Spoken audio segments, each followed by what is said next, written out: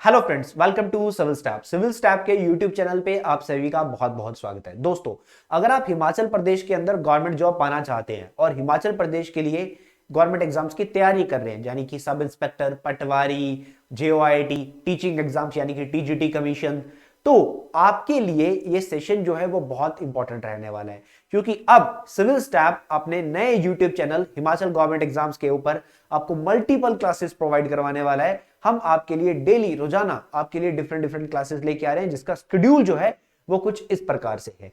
Daily current affairs की class मिला करेगी आपको सुबह 10 बजे, रोज सुबह 10 बजे आपको डेली करंट अफेयर्स की क्लास जो है वो देखने को मिलेगी। उसके बाद 11 बजे आपको दिखा करेगी कंप्यूटर की क्लास, और उसके बाद आपको कुछ छोटे छोटे वीडियोस देखने को मिलेंगे 1-1 मिनट के, जिसमें आपको बहुत ही इंपॉर्टेंट इंफॉर्मेशन जो है, चाहे वो करंट से रिलेटेड है, चाहे वो स्टैटिक से रिलेटेड है, आपके साथ शेयर की जाएगी।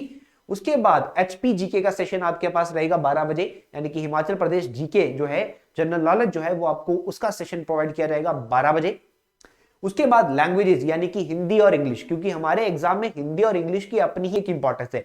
एचपीएसआई में बात करें तो डिस्क्रिप्टिव का पेपर भी होता है, और बाकी एग्जाम्स में देखें तो अच्छे खासे नंबर्स में यहाँ पर लैंग्वेजेस जो है वो पूछी जाती है, हिंदी और इंग्लिश। चाहे वो टीजीटी कमीशन है, चाहे वो एचपी टेट है, चाहे वो पटवारी है, चाहे वो सब इंस्पेक्टर है, चाहे वो जेओआईटी है, हर एग्जाम में पूछा जाता है। उसके बाद जीके की बात करें तो जीके का डेली आपको एक सेशन देखने को मिलेगा इन सभी एग्जाम्स के लिए यहाँ पर आपको एक ही क्लास में सारे क्वेश्चंस देखने को मिलेंगे। तो डिफरेंट डिफरेंट जीके के जो सब्जेक्ट हमारे पास है, जियोग्राफी है, पॉलिटी है, इकोनॉमी है, मॉडर्न हिस्ट्री है, इनके अलग अलग क्वेश्चन आपको देखने को मिलेंगे।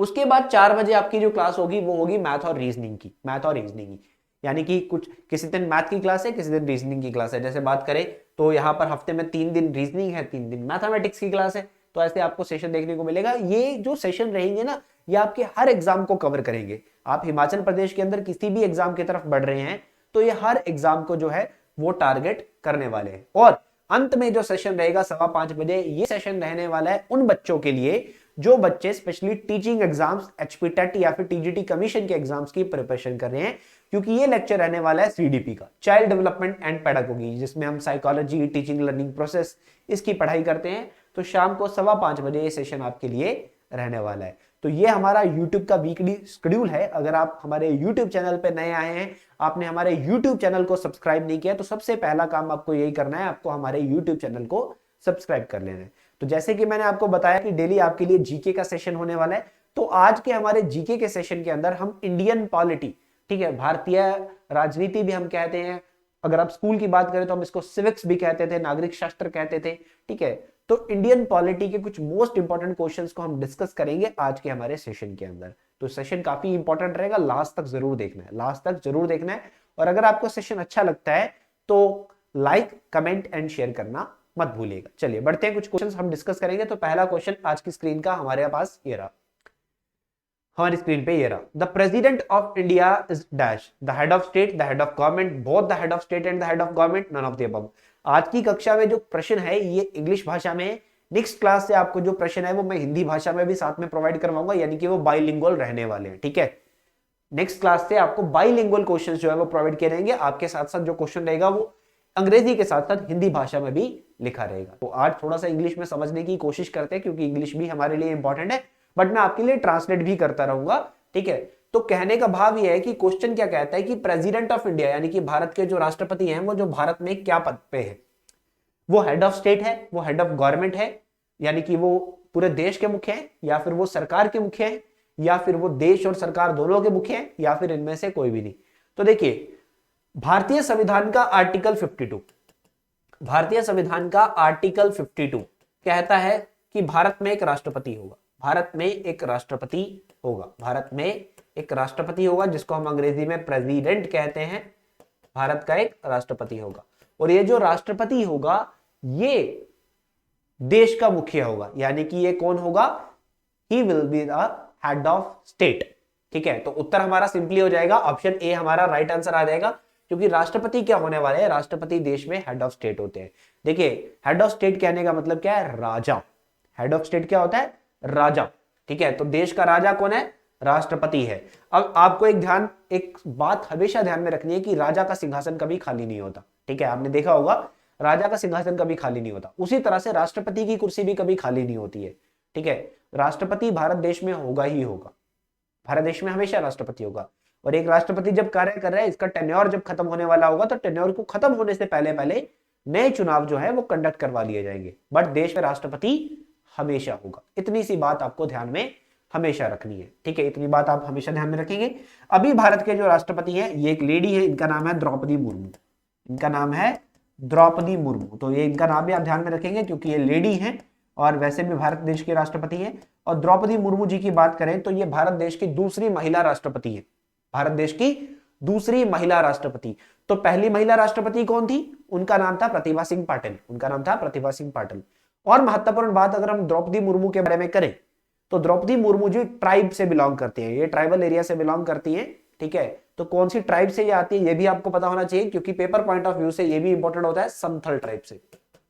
अब देखिए मैं यहां पर आपको मल्टीपल चीजें बता रहा हूं, ठीक है। पहला प्रश्न तो यही था जो पूछा गया, उसके बाद मैंने आपको ये भी बताया, राष्ट्रपति आर्टिकल बताया, संथल ट्राइब बताया, नाम बताया, ठीक है, प्रतिभा सिंह पाटिल के बारे में बताया। अब ये सारे जो प्रश्न है ना ये अन्य प्रश्न है क्योंकि हम एक प्रश्न के अंदर भी 10 प्रश्न निकाल लेते हैं, ठीक है। अब एग्जामिनर जो हमें प्रश्न डाल रहा है उसका माइंड तो हम नहीं पढ़ सकते कि वो हमें क्या प्रश्न डालेगा, बट अगर हम एक प्रश्न पढ़ते हुए उसके साथ 10 बातें और सीख लेंगे तो हमें एग्जाम में बहुत मदद हो जाती है कि हम और अगर क्वेश्चन दूसरी तरह से आता है तो हम उसका भी आंसर कर सकते हैं।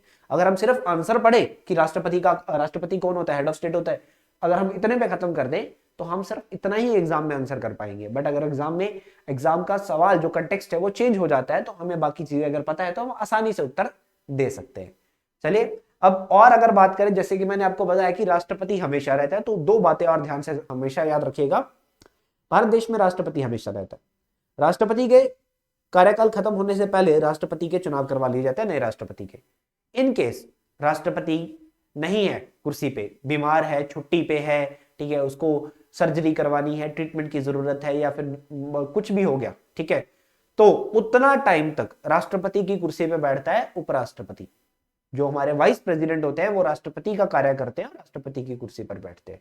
अगर इन केस देश में उपराष्ट्रपति कुर्सी खाली चल रही है, उपराष्ट्रपति है ही नहीं है, तो राष्ट्रपति की कुर्सी पे कौन बैठेगा? तो राष्ट्रपति की कुर्सी पे बैठेंगे भारत के मुख्य न्यायाधीश यानी कि chief justice of India. But राष्ट्रपति की कुर्सी हमेशा भरी रहेगी, ये कभी खाली नहीं रहेगी। इतनी सी बात आपको हमेशा ध्यान में रखनी है। चलिए तो ऑप्शन ए हमारा राइट आंसर यहां पे हो जाएगा हमारे पहले प्रश्न का। चलिए आगे बढ़ेंगे अगले प्रश्न की तरफ। अब अगला प्रश्न क्या कहता है? Right to food security Bharat में क्या है? राइट टू फूड सिक्योरिटी ये एक फंडामेंटल राइट है, मौलिक अधिकार है, लीगल राइट है, उसके बाद कॉन्स्टिट्यूशनल राइट है यानी कि संवैधानिक अधिकार है, या इनमें से कोई भी नहीं। अब देखिए प्रश्न जो है ये अच्छा है। अब प्रश्न क्या पूछ रहा है कि right to food security, food security की बात यहां पे हो रही है, तो फूड सिक्योरिटी किस तरह का अधिकार भारत में है?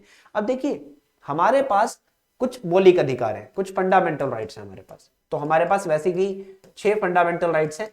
अब 6 फंडामेंटल राइट्स में हमारे पास एक हमारा फंडामेंटल राइट है जिसको हम कहते हैं राइट टू लाइफ। ये है हमारे पास कौन सा आर्टिकल है? आर्टिकल 21, ठीक है। ये फ्रीडम के अंदर हम इसकी बात करते हैं, ये फ्रीडम में कवर हो जाता है, राइट टू फ्रीडम में हम इसकी बात कर लेते हैं। राइट टू लाइफ आर्टिकल 21 है हमारे पास, right to life and personal liberty, right to life and personal liberty. अब देखिए ये जो हमारा अनुच्छेद है, ये हमारा आर्टिकल है, ये हमें क्या कह रहा है? ये हमें कह रहा है कि आपको बेसिकली भारत के अंदर जीने का अधिकार भी है और लिबर्टी भी है, ठीक है। अब जीने का अधिकार आपको है तो जीने के लिए क्या आवश्यक है? जीने के लिए खाना पीना आवश्यक है। तो right to food security India में क्या है? Right to food security India में क्या है? ये भारत के अंदर एक मौलिक अधिकार है क्योंकि ये आर्टिकल 21 में कवर हो रहा है। ये आर्टिकल 21 में कवर हो रहा है, डायरेक्टली नहीं था बट इनडायरेक्टली कवर हो रहा है। तो ये क्या है? भारत के अंदर एक मौलिक अधिकार है, एक मौलिक अधिकार है, एक फंडामेंटल राइट है। इतनी सी बात आपको ध्यान में रखनी है आर्टिकल 21 के कंटेक्स्ट में। अब आर्टिकल 21 अनुच्छेद 21 क्या था? Right to life and personal liberty, जीने का अधिकार। तो जीने का अधिकार मतलब फूड, ठीक है। तो राइट टू फूड सिक्योरिटी क्या है? फंडामेंटल राइट है। तो ऑप्शन ए यहां पर भी हमारा उत्तर हो जाएगा, ठीक है। अगर किसी को कोई भी डाउट आ रहा है तो आप कमेंट सेक्शन में अपना डाउट पूछ सकते हैं। चलिए नेक्स्ट प्रश्न की तरफ बढ़ते हैं। नेक्स्ट क्वेश्चन क्या है हमारा? Which of the following has been added to the list of original fundamental rights? इनमें से किस चीज को ओरिजिनल फंडामेंटल राइट्स की लिस्ट में ऐड किया गया? ओरिजिनल फंडामेंटल राइट्स की लिस्ट में ऐड किया गया, इनमें से किसको? अब देखिए ऐड किया गया। अब देखिए राइट टू प्रॉपर्टी ये हमारा आर्टिकल 31 था, पहले ऑप्शन की अगर मैं बात करता हूं, राइट टू प्रॉपर्टी। अब राइट टू प्रॉपर्टी भारत में मौलिक अधिकार नहीं है। राइट टू प्रॉपर्टी पहले मौलिक अधिकार होता था, अब नहीं है, क्योंकि जब भारत के संविधान के अंदर 44वां संशोधन हमने किया, 44th कॉन्स्टिट्यूशनल अमेंडमेंट हमने करी, 44th कॉन्स्टिट्यूशनल अमेंडमेंट जब हमने करी 1978 में, तब हमने इसको रिमूव कर दिया। तब हमने राइट टू प्रॉपर्टी को फंडामेंटल राइट्स की लिस्ट से हटा दिया, ठीक है। और इसको आर्टिकल 300A के तहत, अभी आज इसका दर्जा क्या है, आज ये आर्टिकल 300A के तहत एक लीगल कॉन्स्टिट्यूशनल राइट है, एक लीगल कॉन्स्टिट्यूशनल राइट है आर्टिकल 300A के तहत। अब उसके बाद दूसरा ऑप्शन मेरा था राइट टू कॉन्स्टिट्यूशनल रेमेडीज। ये आज भी भारतीय संविधान के अंदर है और शुरुआत से था, आर्टिकल 32 जिसकी बात करते हैं, ये शुरुआत से था, शुरू से। उसके बाद फ्रीडम ऑफ रिलीजन की जब हम बात करते हैं, ये भी शुरू से था, ठीक है, कि अपनी मर्जी का धर्म जो है उसको चुनने का अधिकार, अपनी मर्जी से मजहब को मानने का अधिकार, अपनी मर्जी से मजहब को पूजने का अधिकार अपने तरीकों से, ठीक है, उसमें आपको कोई नहीं रोक सकता। बट उसके बाद हमारे पास जो एक आर्टिकल आता है, राइट टू एलिमेंट्री एजुकेशन। सबसे पहले तो मैं आपको बता दूं ये कौन सा आर्टिकल है, ये है आर्टिकल 21A, ये है आर्टिकल 21A। अब ये जो आर्टिकल 21A है, ये क्या कहता है, ये कहता है कि 6 से 14 साल के जो बच्चे हैं ना, इनके लिए कंपलसरी एजुकेशन, इनके लिए कंपलसरी एजुकेशन, ठीक है, इनको शिक्षा मिलनी ही चाहिए, इनको शिक्षा मिलनी चाहिए।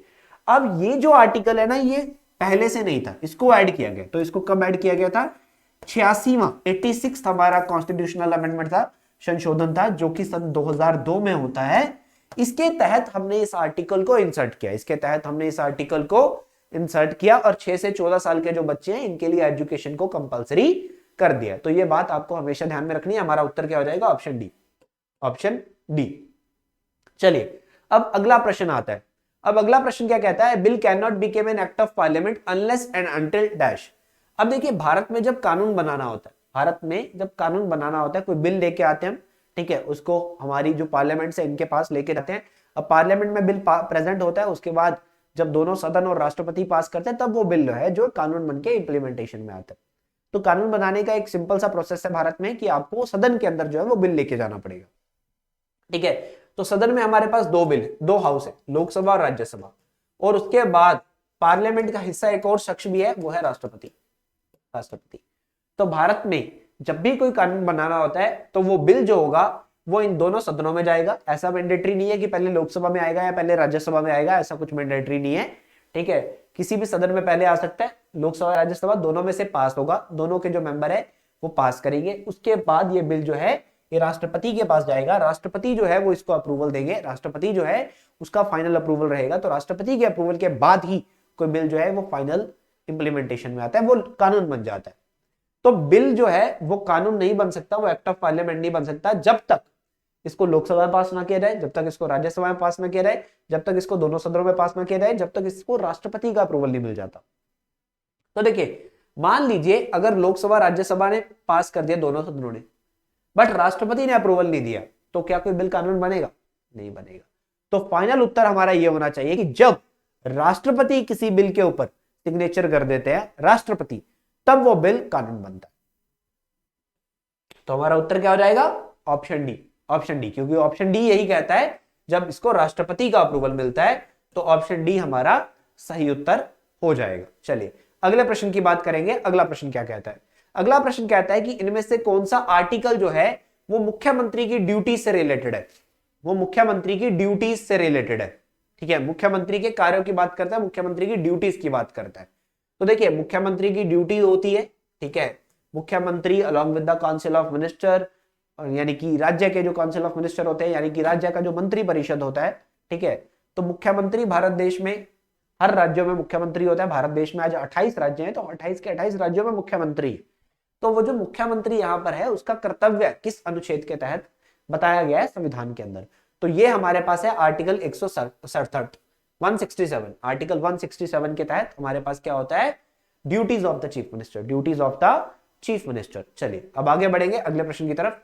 How many sessions of Lok Sabha take place in an year? अब बहुत ही आसान सा सवाल है, बहुत ही आसान सा सवाल है, बट हमारे एग्जाम में ऐसा सवाल पूछा जाता है। अब ये सवाल क्या है? सवाल कहता है कि एक साल में लोकसभा के कितने सेशन होते हैं, यानी कि कितनी बार मीटिंग्स होती है, कितनी बार लोग मिलते हैं। तो देखिए 3 सेशन होते हैं, ठीक है, उत्तर मैंने बता दिए, 3 सेशन होते हैं, बट कौन कौन से सेशन होते हैं ये भी पता होना चाहिए। तो देखिए, सबसे पहला सेशन हमारे पास होता है वो शुरुआत का साल में, वो होता है बजट सेशन, वो होता है बजट सेशन। हर साल की शुरुआत में यहां पर बजट सेशन होता है, ठीक है। बजट सेशन जो है ये फरवरी में होता है।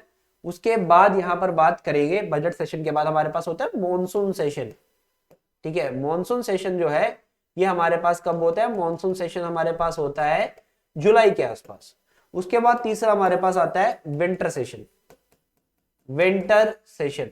अब विंटर सेशन जो है ये हमारे पास होता है दिसंबर में, ठीक है। विंटर सेशन कब होता है, दिसंबर में होता है, ठीक है। तो ये 3 तरह के सेशन हमारे पास पाए जाते हैं। चलिए अब आगे बढ़ेंगे। अगला प्रश्न, which is the chief policy formulating body of the central government. हमारी जो केंद्र सरकार है उसमें जो नीतियां बनाने वाली इनमें से सबसे मुख्य संस्था कौन सी है, इनमें से मुख्य जो पर्सन है वो कौन है, ठीक है। वो कैबिनेट है यानी कि मंत्रालय, वो भारत के प्रधानमंत्री है, वो लोकसभा है, वो राज्यसभा है।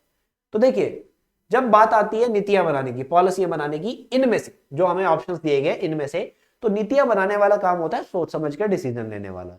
तो ये काम होता है मंत्रालय का, ये काम होता है मंत्रालय का। तो ये काम किसका होता है, कैबिनेट का काम होता है। कैबिनेट विचार विमर्श करता है, चर्चा करता है, क्योंकि इनके हाथ में शक्ति है, ठीक है। लोकसभा में तो ऑपोजिशन भी है, राज्यसभा में भी है, बट जो रूलिंग पार्टी है उसका जो मंत्रालय है, उसका जो कैबिनेट है, वो यहां पर बेसिकली डिसीजन लेगा, ठीक है। उसका मंत्री परिषद यहां पर बैठेगा, वो यहां पर निर्णय लेता है, वो पॉलिसीज बनाता है। तो ऑप्शन ए जो है वो मेरा राइट आंसर हो जाएगा, ऑप्शन ए जो है वो मेरा सही उत्तर बन जाएगा। अब अगले प्रश्न की तरफ बढ़ते हैं। अगला प्रश्न क्या कहता है, the Indian legislature was made bicameral for the first time by which of the following act. अब देखिए, सबसे पहले तो ये बाईकैमरल क्या होता है, ठीक है, आपको ये समझना चाहिए। अब देखिए, भारत देश के अंदर जो हमारे राज्य हैं, अब राज्यों के अंदर आपने सुना होगा कि राज्यों के अंदर क्या होती है, लेजिस्लेटिव असेंबली होती है, लेजिस्लेटिव असेंबली होती है। लेजिस्लेटिव असेंबली बोले या फिर हिंदी में हम इसको बोलते हैं विधान सभा, ठीक है, विधानसभा। तो विधानसभा हमारे पास होती है। अब विधानसभा की जब हम बात करते हैं, जब इसको हिंदी में भी लिख लेते हैं, चलो विधानसभा बोलते हैं, ठीक है। अब विधानसभा होती है, बट कुछ राज्य ऐसे भी हैं जिनमें विधानसभा के साथ साथ विधान परिषद भी होता है, जिसको हम बोलते हैं लेजिस्लेटिव काउंसिल, लेजिस्लेटिव काउंसिल बोलते हैं हम इसको, ठीक है। तो जो राज्य, इसको क्या बोलते हैं हम, लेजिस्लेटिव काउंसिल, और हिंदी में बोलते हैं विधान परिषद, विधान परिषद।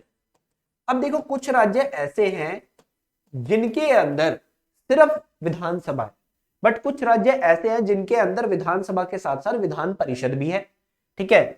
तो वो राज्य जिनके अंदर सिर्फ विधानसभा है उनको हम बोलते हैं यूनिकैमरल, उनको हम बोलते हैं यूनिकैमरल। बट वो राज्य जिनके अंदर विधानसभा के साथ साथ विधान परिषद भी है, इसको हम बोलते हैं बाईकैमरल, बाईकैमरल। तो आज भारत के अंदर 22 राज्य ऐसे हैं जिनके अंदर यूनिकैमरल है, और 6 राज्य ऐसे हैं जिनके अंदर बाईकैमरल है, यानी कि सिर्फ 6 ही राज्य ऐसे हैं जिनके अंदर विधानसभा के साथ साथ विधान परिषद भी है। तो सबसे पहले तो कौन कौन से हैं ये राज्य, नाम ध्यान में रखिएगा हमेशा। सबसे पहले है महाराष्ट्र, सबसे पहले हमारे पास आता है महाराष्ट्र। उसके बाद हमारे पास कौन सा है, कर्नाटका। उसके बाद कौन सा है, कर्नाटका। उसके बाद आगे बात करें तो नेक्स्ट हमारे पास क्या है, उत्तर प्रदेश, उत्तर प्रदेश, ठीक है। उसके बाद नेक्स्ट बात करें तो नेक्स्ट कौन सा है, बिहार। नेक्स्ट कौन सा है, बिहार है। उसके बाद नेक्स्ट बात करें तो हमारे पास कौन सा है, आंध्र प्रदेश, आंध्र प्रदेश, ठीक है, आंध्र प्रदेश। उसके बाद हमारे पास क्या है, अगला जो लास्ट बचा हमारे पास, मैं ऊपर लिख देता हूं, तेलंगाना, तेलंगाना, ठीक है। तो ये 6 राज्य हमारे पास जिनके अंदर क्या है, बाईकैमरल स्ट्रक्चर है, यानी कि अंदर, जिनके अंदर विधानसभा के साथ साथ विधान परिषद भी। और किस राज्य में विधान परिषद अगर बनाया जा रहा है तो इस राज्य में विधान परिषद बनाया जाएगा या नहीं बनाया जाएगा, ये शक्ति किसकी है। तो देखिए, राज्य की जो विधानसभा है, विधान परिषद को लेकर अगर मैं बात कर रहा हूं, विधानसभा तो होगी जहां पर अगर मुख्यमंत्री है, सरकार है, तो विधान परिषद कहां बनाया जाएगा, किसी राज्य में अगर विधान परिषद बनाना है तो ये किसकी शक्ति है, विधानसभा एक रेजोल्यूशन पास करके केंद्र सरकार को भेजेगी, और उसके बाद पार्लियामेंट जो है उसकी शक्ति है कि पार्लियामेंट यहां पर एक बिल प्रेजेंट करेगी और पार्लियामेंट जो है आर्टिकल 169 के तहत, आर्टिकल 169 के तहत यहां पर उस एरिया में, उस स्टेट में लेजिस्लेटिव काउंसिल जो है, विधान परिषद जो है, उसको बना सकती है या उसको रद्द कर सकती है। ये दोनों शक्तियां पार्लियामेंट की है। बट सवाल क्या है कि भारतीय जो हमारा कानून स्ट्रक्चर है, ठीक है, भारतीय कानून जो है ये पहली बार बाइकैमरल कब बना था? तो देखिए भारतीय संविधान बनता है 1950 में, 26 जनवरी 1950 को हमारा संविधान जो है वो इम्प्लीमेंटेशन में आता है, 26 जनवरी 1950 को। उससे पहले की अगर हम बात करते हैं, 26 जनवरी 1950 से पहले की बात करते हैं, तो भारत में 1947 से 1946 से जो संविधान बनाने की प्रक्रिया है वो स्टार्ट होती है। 1947 में भारत आजाद होता है। उससे पहले कौन से कानून चलते थे? तो उससे पहले डिफरेंट डिफरेंट टाइप्स पे अंग्रेजी सरकार जो थी ये एडमिनिस्ट्रेशन को चलाने के लिए कानून लेके आती थी। तो Indian council act of 1892, Indian council act of 1909, government of India act of 1919, the government of India act of 1935। तो ये जो एक्ट है ये कौन सा सबसे पहला बाइकैमरल लेके आए थे? ये था government of India act of 1919, 1919 का हमारा जो एक्ट है। ये जो 1919 का एक्ट है इसको हम मॉन्टेग चेम्सफोर्ड रिफॉर्म्स भी बोलते हैं, ये भी ध्यान में रखना है आपको, ठीक है। मॉन्टेग चेम्सफोर्ड रिफॉर्म्स भी हम इसको बोलते हैं, क्योंकि उस टाइम पे इंडिया के लिए जो सेक्रेटरी ऑफ स्टेट थे उनका नाम था sir Edwin Samuel Montague. And उसके बाद हमारे पास जो लॉर्ड चेम्सफोर्ड थे, यानी कि इंडिया के जो वॉइस रॉय थे, उनका नाम था लॉर्ड चेम्सफोर्ड, उनका नाम था लॉर्ड चेम्सफोर्ड। चलिए आगे बढ़ते हैं, next question. The presidential form of government operates on which of the following principle? अब ये प्रश्न जो है थोड़ा सा अच्छे लेवल का है, ठीक है। तो राष्ट्रपति सरकार अगर बात करें, देखिए दुनिया में ना दो तरह की मेनली गवर्नमेंट चलती है, एक होती है प्रेसिडेंशियल टाइप ऑफ गवर्नमेंट, दूसरी होती है प्राइम मिनिस्टर, मतलब parliamentary system of government. Not prime minister में यहाँ पे बोला, प्राइम मिनिस्टर वर्ड यहाँ पर सही नहीं रहेगा। Presidential type of government and the parliamentary system of government. अब इंडिया में क्या चलता है? इंडिया में पार्लियामेंट्री सिस्टम ऑफ गवर्नमेंट चलती है, पार्लियामेंट्री सिस्टम ऑफ गवर्नमेंट चलती है। तो सवाल ये है कि जो राष्ट्रपति तरह की सरकार होती है, जिन देशों में राष्ट्रपति के द्वारा सब कुछ चलाया जाता है, प्रेसिडेंशियल फॉर्म ऑफ गवर्नमेंट होती है, इनमें से कौन सा प्रिंसिपल चलता है? ठीक है, एग्जीक्यूटिव और लेजिस्लेटिव के बीच में कोऑर्डिनेशन होता है, या फिर सेंट्रलाइजेशन ऑफ पावर होता है, या फिर बैलेंस ऑफ पावर होता है, या फिर doctrine of separation of power होता है। ये प्रश्न मैं एसआई के लिए या टीजीटी के लिए एक्सपेक्ट कर सकता हूं, पटवारी जैसे एग्जाम में ऐसा प्रश्न मैं एक्सपेक्ट नहीं करूंगा, फिर भी पता होना चाहिए, ठीक है, क्योंकि एग्जामिनर का कुछ पता नहीं होता है, अच्छे लेवल का क्वेश्चन है ये। अब देखिए प्रेसिडेंशियल फॉर्म ऑफ गवर्नमेंट में आपको फीचर पता होना चाहिए कि क्या होते हैं। तो इसका जो सबसे इंपॉर्टेंट फीचर यहां पे दिया गया है वो दिया गया doctrine of separation of powers, doctrine of separation of powers, ये यहां पर इसका सबसे अच्छा फीचर है प्रेसिडेंशियल फॉर्म ऑफ गवर्नमेंट का, प्रेसिडेंशियल फॉर्म ऑफ गवर्नमेंट का doctrine of separation of power. चलिए अगले प्रश्न की तरफ बढ़ते हैं। Who was advisor to the drafting committee of the Constituent Assembly? अब हमारी जो संविधान सभा थी, देखिए संविधान बनाया गया संविधान सभा के द्वारा, कॉन्स्टिट्यूएंट असेंबली के द्वारा। तो संविधान सभा भारत देश की जो थी, इस संविधान सभा की जो ड्राफ्टिंग कमेटी थी, ठीक है, ड्राफ्टिंग कमेटी थी जो संविधान बना रही थी, उसके एडवाइजर कौन थे? ठीक है, उसके एडवाइजर कौन थे? तो इसके एडवाइजर थे सर बेनेगल एन राव, यानी कि बी एन राव, ठीक है, बी एन राव, ये है बी एन राव, जो कि यहां पर हमारी संविधान सभा में ड्राफ्टिंग कमेटी के एडवाइजर थे, एडवाइजर सर बेनेगल नरसिंह राव। ठीक है, नेक्स्ट क्वेश्चन की तरफ बढ़ते हैं। अब अगला प्रश्न क्या कहता है कि स्टेट एग्जीक्यूटिव किस किस को मिलाकर बनता है? स्टेट एग्जीक्यूटिव किस किस को मिलाकर बनता है? बड़ा ही आसान सा प्रश्न यहां पर पूछा गया है कि स्टेट एग्जीक्यूटिव इनमें से किसको मिलाकर बनता है? गवर्नर एंड चीफ मिनिस्टर को, governor and council of minister with chief minister इसका हेड हो, governor, chief minister and deputy chief minister हो, चीफ मिनिस्टर एंड उसकी पार्टी के जो मेंबर होते हैं। तो देखिए स्टेट एग्जीक्यूटिव जो होता है ये मिलाकर बनता है governor, chief minister and council of minister, यानी कि governor, council of minister and इसका जो मुखिया होगा वो होगा चीफ मिनिस्टर, वो होगा चीफ मिनिस्टर। ऑप्शन बी जो है वो मेरा राइट आंसर हो जाएगा, मेरा राइट आंसर हो जाएगा। चलिए नरेंद्र मोदी, अब देखिए बहुत ही आसान प्रश्न आपको लग रहा होगा, ठीक है, बट इसका उत्तर करूं तो माने आप, नरेंद्र मोदी भारत के कौन से नंबर वाले प्रधानमंत्री है? यह सवाल है यहाँ पर। 13वें नंबर के प्रधानमंत्री है, 14वें नंबर के प्रधानमंत्री है, 15वें नंबर के प्रधानमंत्री है, 17वें नंबर के प्रधानमंत्री है? यह सवाल यहाँ पर पूछा गया है। नरेंद्र मोदी जो है, ठीक है, अब नरेंद्र मोदी भारत के प्रधानमंत्री हैं, ये सबको पता है, बट कौन से नंबर वाले प्रधानमंत्री है, यहां पर कंफ्यूजन आ जाती है। 13, 14, 15, 17 ऑप्शन भी वैसे हैं, ठीक है। तो नरेंद्र मोदी भारत देश के 14वें 14th प्राइम मिनिस्टर है, 14th प्राइम मिनिस्टर है। इनका जो टेन्योर है आखिरी वाला सॉरी, इनका जो टेन्योर है लास्ट वाला, वो अभी 2019 में आखिरी चुनाव इन्होंने जीते थे। तो 2024 तक तो ये भारत देश के प्रधानमंत्री है, उसके बाद नए चुनाव होंगे, हो सकता है ये फिर से भारत देश के प्रधानमंत्री नियुक्त कर लिया जाए, नियुक्त इनको फिर से कर लिया जाए। चलिए अब अगले प्रश्न की तरफ बढ़ेंगे। अगला प्रश्न क्या कहता है? अगला प्रश्न कहता है the president of India who died as president of the country. हाँ जी, इनमें से कौन कौन से ऐसे व्यक्ति हैं? अब देखियो ये सारे व्यक्ति ना भारत देश के राष्ट्रपति रहे, बट इनमें से कौन कौन से ऐसे व्यक्ति हैं उनकी मृत्यु तब हुई जब ये देश के राष्ट्रपति थे। अब देखो, मान लीजिए एक व्यक्ति भारत देश का राष्ट्रपति बनता है, राष्ट्रपति बना था, ठीक है, उसने अपना टेन्योर पूरा किया, खत्म हो गया, उसके बाद उसकी मृत्यु होना। बट कुछ व्यक्ति ऐसे हैं, मान लीजिए आज वो राष्ट्रपति है और राष्ट्रपति के कुर्सी पर बैठे बैठे यानी कि कार्य करते हुए आज शाम को एक व्यक्ति है, मान लीजिए कोई राष्ट्रपति था, ठीक है, उनकी मृत्यु हो जाती है कार्यकाल के दौरान। तो वो सवाल पूछा गया कि इनमें से कौन कौन से राष्ट्रपति ऐसे हैं। तो सबसे पहला व्यक्ति है डॉक्टर राजेंद्र प्रसाद जी, इनकी मृत्यु इनके राष्ट्रपति पद के बाद हुई थी, तो ये हमारा उत्तर नहीं हो सकता। राधाकृष्णन जी, ये भी नहीं, क्योंकि ये राष्ट्रपति के बाद उपराष्ट्रपति बने थे, ठीक है। उसके बाद डॉक्टर जाकिर हुसैन, डॉक्टर जाकिर हुसैन एक ऐसे राष्ट्रपति हैं जिनकी मृत्यु इनके कार्यकाल के समय होती है। और उसके बाद डॉक्टर फखरुद्दीन अली अहमद, और ये भी एक ऐसे राष्ट्रपति है जिनकी मृत्यु इनके कार्यकाल के दौरान होती है, क्योंकि ये तो राष्ट्रपति थे भारत के इमरजेंसी के दौर पे 1977 में इनकी मृत्यु हो जाती है, ठीक है। जब भारत देश में इमरजेंसी लगी थी, भारत देश में आपातकाल था, आपको पता होगा 1975 में इंदिरा गांधी जी ने इमरजेंसी लगाई थी। उस वक्त भारत देश के जो राष्ट्रपति थे उनका नाम था फखरुद्दीन अली अहमद। 1977 में इनकी मृत्यु हो जाती है, इनका देहांत हो जाता है, इनका कार्यकाल चल रहा था। तो तीसरा और चौथा मेरा सही है, ठीक है। तो ऑप्शन सी मेरा राइट आंसर हो जाएगा, ऑप्शन सी मेरा राइट आंसर हो जाएगा। यहां पर थोड़ा सा करेक्शन में कर देता हूं, ऑप्शन सी मेरा राइट आंसर हो जाएगा। फंडामेंटल राइट्स जो है ये भारतीय संविधान में किस पार्ट में दिए गए हैं? ये सवाल यहां पर पूछा गया, बहुत ही आसान सा प्रश्न है। फंडामेंटल राइट किस पार्ट में दिए गए हैं? तो फंडामेंटल राइट की अगर हम बात करते हैं तो फंडामेंटल राइट, अब देखिए पार्ट 1 जो भारतीय संविधान का है ये बात करता है किस चीज की? पार्ट 1 हमारे पास बात करता है यूनियन एंड स्टेट्स की, भारत के राज्य और उनके जो बेसिकली भारत और भारत के राज्यों की बात करता है, उनकी टेरिटरीज की बात करता है। पार्ट 2 जो है वो बात करता है नागरिकता की, सिटीजनशिप की।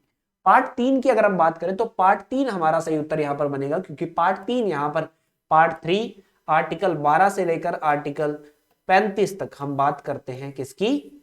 फंडामेंटल राइट्स की, मौलिक अधिकार, मौलिक अधिकार, मौलिक अधिकार। क्लियर? चलिए अब अगला सवाल है कि भारत देश में पहली बार जनरल चुनाव कब हुए थे? फर्स्ट जनरल इलेक्शन कब हुए थे? ठीक है, इंडिया में पहले जनरल इलेक्शन कब हुए थे? तो भारत देश में पहले जनरल इलेक्शन हुए थे 1951 में, 1951 में। 1952 में यहाँ पर पहली लोकसभा बनकर निकलती है, 1951 में यहाँ पर पहली बार चुनाव होते हैं, ठीक है। ये एक सिंपल सा क्वेश्चन था, ध्यान रखना है। अब थोड़ा सा प्रश्न जो है वो थोड़ा सा ये आया है कि भारत देश का प्रधानमंत्री बनने के लिए, भारत देश का प्रधानमंत्री बनने के लिए इनमें से कौन सी जो है कंडीशन आपको सेटिस्फाई करनी चाहिए?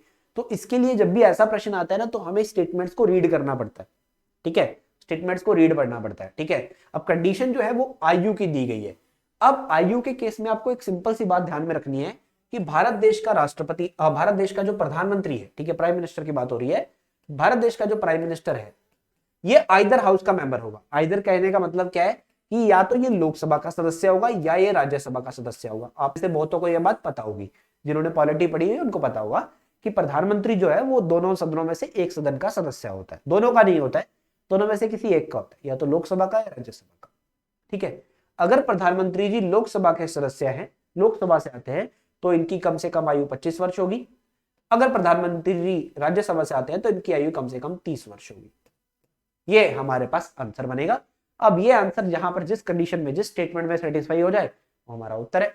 तो पहली स्टेटमेंट ही देख लेते हैं। The 25 years of age if she is member of Lok Sabha, और above 30 years of age if she is a member of the Rajya Sabha। तो पहला ऑप्शन ही मेरा करेक्ट हो जाएगा, आगे बढ़ने की मुझे जरूरत ही नहीं है। जब मुझे पहले ही आंसर मिल गया तो मैं बाकी का ऑप्शन क्यों देखूं, क्यों अपना वक्त जाया करूं, ठीक है। मुझे आंसर मिल चुका है, ऑप्शन ए मेरा सही उत्तर बनेगा। चलिए अब अगला प्रश्न, the vice president of India can resign from his office at any time by addressing the resignation to. Bharat के उपराष्ट्रपति अपने पद से किसी भी समय त्यागपत्र दे सकते हैं। अपने त्यागपत्र को किसको देंगे वो, ठीक है। अब भारत का राष्ट्रपति अगर त्यागपत्र देता तो किसको अपना त्यागपत्र लिख के देगा, ये सवाल पूछा गया। भारत का उपराष्ट्रपति, ठीक है, भारत के उपराष्ट्रपति, वाइस प्रेसिडेंट। तो देखो वाइस प्रेसिडेंट जो है ये अपना इस्तीफा लिख के देगा राष्ट्रपति को।